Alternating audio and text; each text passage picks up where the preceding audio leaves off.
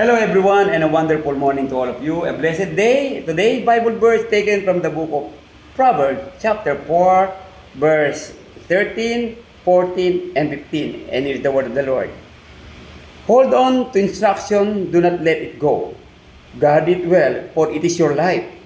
Do not set foot on the path of the wicked, or walk in the way of evil men.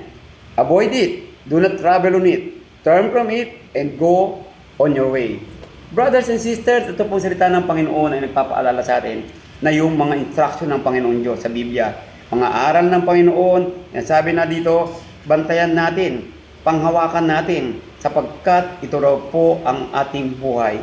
At sinabi niya na huwag nating hihayaan ang ating mga buhay o paa ay mapunta doon sa gawa ng mga taong masasama. At sinasabi niya, iwasan din natin mag-travel ng kasamang kasamaan. So sa mundong ito, sa buhay natin, tayo po ay naglalakbay. Ngunit maglakbay tayo lagi na dala-dala ang instruction ng ating Panginoon. Huwag nating kakalimutan ang kanyang mga aral, bantayan natin sapagkat ito ang ating buhay. Magbibigay sa atin ng kaligtasan at mag-iiwas sa atin sa lahat ng kasamaan. Katulad ng sinabi sa atin dito, avoid it and do not travel on it. Iwasan natin, talikuran natin.